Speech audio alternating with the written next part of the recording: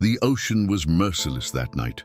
Three boys, Ralph, Jack, and Peterkin, clung to the shattered remains of their wrecked ship as the waves hurled them toward an unknown land. Salt stung their eyes, their arms ached with exhaustion, and every breath felt like it could be their last. Yet as dawn broke, a streak of gold lit the horizon, revealing the dark silhouette of an island rising out of the endless sea. With the last of their strength, they dragged themselves across the sand. Their clothes were torn, their bodies bruised, but they were alive. Alive, yet utterly alone. No sign of the crew, no familiar voice, just the endless roar of the surf behind them and the thick jungle waiting ahead.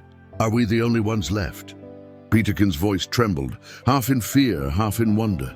Ralph, the oldest, forced himself to stand. He looked around at the towering palm trees, the glistening green canopy, and the unknown stretching in every direction. It seems so. And if that's true, then this island is all we have. The air was heavy with the scent of wildflowers, but beneath it lingered an unsettling silence, like the island itself was watching them. The boys' stomachs growled. They hadn't eaten since the wreck. Hunger and fear gnawed at them, but deep inside, a spark of courage flickered. Jack, quick with humor even in despair, tried to smile. Well, at least we won't be bored. Who knows what monsters are hiding in there?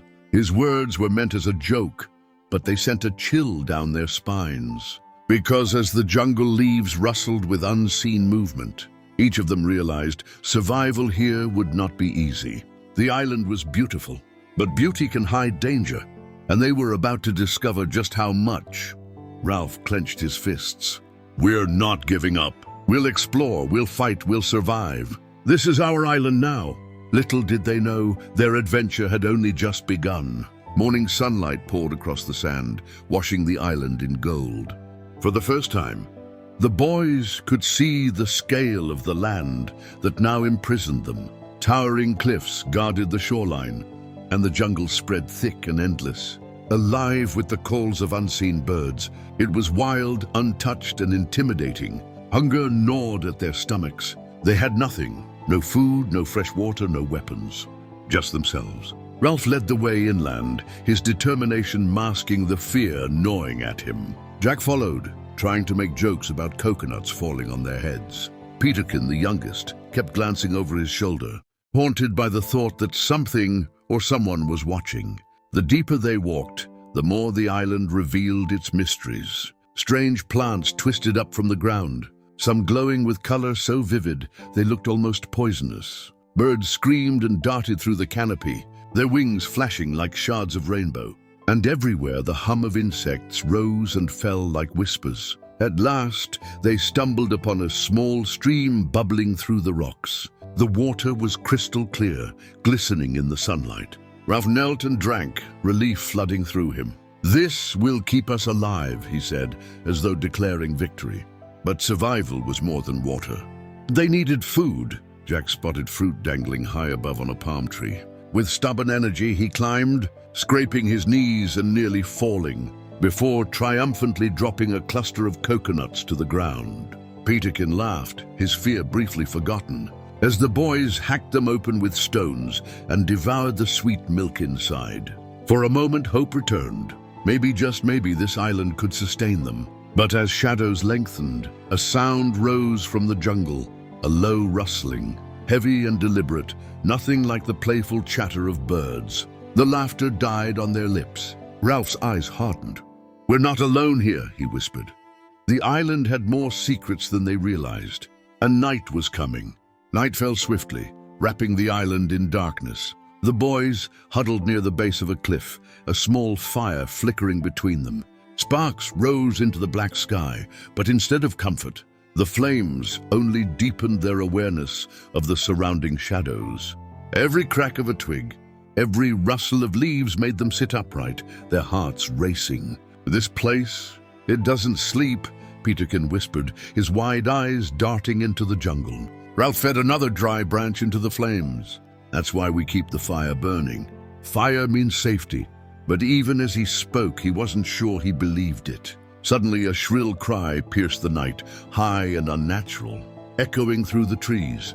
The boys froze, their breaths caught in their throats. It wasn't the sound of a bird. It was something else. Something alive. Something close. Jack, ever reckless, grabbed a burning stick and stood. "If it comes near us, it'll meet fire." His voice trembled, but his eyes burned with defiance. Minutes dragged into hours. The jungle grew louder, animal calls, distant screeches and the constant hum of insects. Yet whatever had screamed earlier never revealed itself. By dawn, the boys were exhausted, their nerves frayed, but they had survived their first night. When daylight came, Ralph insisted they explore further inland. "If we're going to survive, we can't cower by the shore. We need shelter, food, and a plan." Reluctantly, the others agreed. The deeper they pushed into the heart of the island, the more breathtaking and terrifying it became. Waterfalls crashed into hidden pools. Vines dangled like ropes from massive trees, and strange tracks marked the ground. Huge footprints, too large for any of them. Peterkin bent over them, his voice low. "Something big lives here." A chill swept through Ralph as he studied the trail. The island wasn't empty. It was inhabited, and whatever shared this land with them might not welcome strangers. By midday, the sun blazed overhead, baking the ground and forcing the boys to slow their pace. Sweat ran down their faces as they pushed deeper into the island. The jungle was dense, the air heavy with the smell of damp earth and wild orchids. Every step forward felt like trespassing into forbidden ground. At last, they emerged into a clearing. Towering above them was a massive tree, so wide that 10 men linking arms could not have encircled it. Its roots twisted like the coils of a giant serpent, half buried in the soil. Around the base lay broken shells and cracked bones, animal bones, bleached by the sun. "Do you see this?" Jack muttered. "Something eats here. Something big." Peterkin shivered, his imagination already running wild. But Ralph, determined not to show fear, forced calm into his voice. "Then we don't linger, we move." They continued on, but the sense of being watched only grew stronger. Birds would suddenly fall silent, as if warning them. Shadows darted between the trees, gone before they could be sure of what they'd seen. And then came the river, a wide, rushing torrent cutting across the island. They followed its bank until Jack spotted movement in the water. Fish, silver and fast, flashing beneath the surface. At once, survival instincts kicked in. Ralph fashioned a crude spear from a sharpened branch, and after several failed attempts, he struck. The boys erupted with cheer as a fish wriggled on the end of the stick. That evening, they roasted their catch over the fire. The taste was smoky, strange, but it filled their empty stomachs. For a fleeting moment, laughter returned. They were not helpless. They were learning. But as darkness crept once more, the jungle awakened again with those haunting cries. Only this time, the sounds were closer. Heavy footsteps crunched in the undergrowth, circling their fire. The boys froze, clutching stones and sticks, eyes wide with terror. Something was out there, watching, waiting. The fire crackled weakly as the boys pressed closer together, their eyes fixed on the shadows beyond the glow. The footsteps had stopped, but the silence that followed was worse. Every beat of their hearts seemed louder than the crack of the flames. Peterkin whispered, "It's right there." "I can feel it." Ralph gripped a stone, sweat dripping down his temples. "Stay calm. Fire keeps predators away. We hold our ground."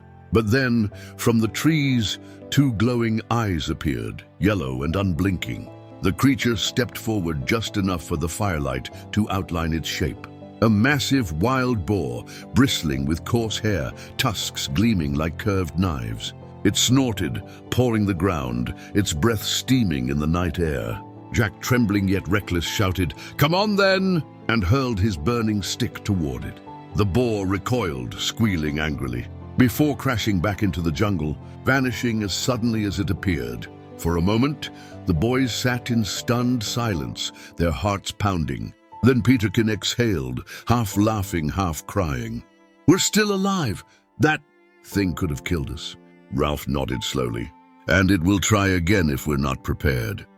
The next day they set to work. Using branches and vines, they built sharpened spears and reinforced their camp with a barrier of sticks. The work gave them purpose, a sense of control over the chaos. Yet Ralph knew the truth. They were children trying to play the part of warriors. Exploring further, they discovered a hidden cave near the cliffs, spacious and dry. It was safer than sleeping exposed, and from its mouth they could see the endless ocean stretching to the horizon. For the first time, they felt a sliver of security. But safety on the island was always an illusion. That night, from their cave, they watched distant fires flicker on another part of the island. Fires too large to be natural, fires that meant people. Peterkin's voice broke the silence. "We're not the only ones here." And suddenly, the island seemed more dangerous than ever. The discovery of those distant fires haunted them through the night. Sleep was impossible. Who else was on this island? Were they friendly or hostile? The boys whispered in the darkness of the cave, their minds spinning with fear and curiosity. By morning, Ralph made a decision. We can't ignore it. If others are here, we must know who they are. But we move carefully.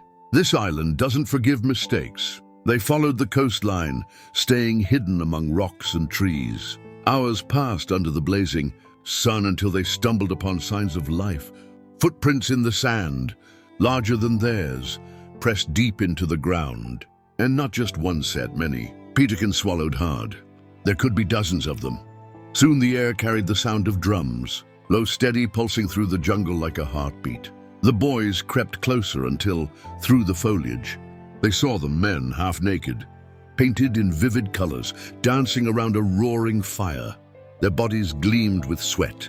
Their voices rose in wild chants, and in the center of the fire pit hung something dreadful, the remains of a freshly killed animal, roasting in the flames. Jack's bravado faltered. "Savages," he whispered, his eyes wide.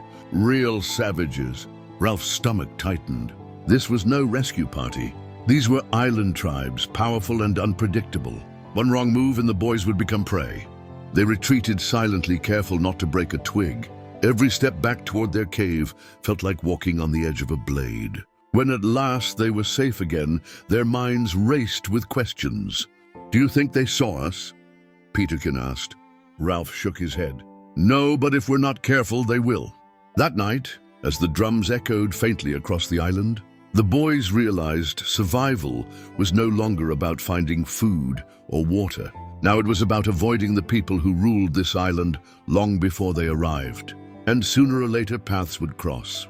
The following days were a blur of fear and silence. The boys stayed hidden in their cave, speaking only in whispers, always watching the distant glow of tribal fires. But the island had a cruel way of forcing choices. Food grew scarce near their shelter, and the stream they relied on had dried to a trickle. Sooner or later, they would have to venture out. One morning, Ralph decided, "We can't starve in here. We hunt, but we stay sharp. The island belongs to them, not us." They crept into the jungle, every sound magnified in their ears. The laughter of parrots, the crack of twigs beneath their feet. It all felt like signals giving away their position. Jack managed to spear a small bird, but before they could celebrate, Peterkin froze. He pointed ahead, his face pale. Warriors, painted in bright reds and blacks, carrying spears, moving in a line less than 50 yards away. Their eyes scanned the trees as if they already sensed intruders. The boys dropped to the ground, hearts thundering. Ralph gestured silently. "Don't move." Leaves pressed against their faces. Insects crawled over their skin, but none of them dared to breathe. The warriors passed slowly, their chants low and menacing. And then, one stopped. He turned, staring straight into the jungle where the boys lay hidden. For a moment, time froze. Then with a sharp shout, the warrior hurled his spear into the bushes. It struck a tree inches from Peterkin's head. The boys bolted, crashing through the forest, branches whipping their faces. Shouts erupted behind them, angry, relentless. The tribe was chasing. They ran until their lungs burned, until the roar of the ocean filled their ears. Bursting from the trees, they stumbled onto the beach, sand spraying beneath their feet. Behind them, shadows moved fast among the palms. Ralph gasped, pointing to the cliffside. "The cave, hurry!" But as they scrambled upward, Ralph knew the truth. They had been seen. The island was no longer just dangerous. Now it was a battlefield. The cave felt like a sanctuary, but the boys knew it was temporary. From the mouth of their hideout, they could see the tribe moving along the shore. searching, shouting, their painted faces gleaming in the sunlight. Every heartbeat felt like thunder. Ralph took a deep breath. We need a plan, not just to survive, but to escape. The tide, the jungle, everything must work for us. They spent hours gathering coconuts, fruit, and whatever sticks could be turned into weapons. Peterkin's hands shook, but determination burned in his eyes. Jack scouted the perimeter, careful not to draw attention, and returned with a warning. The tribe had split, some going inland, some along the coast. They were being hunted.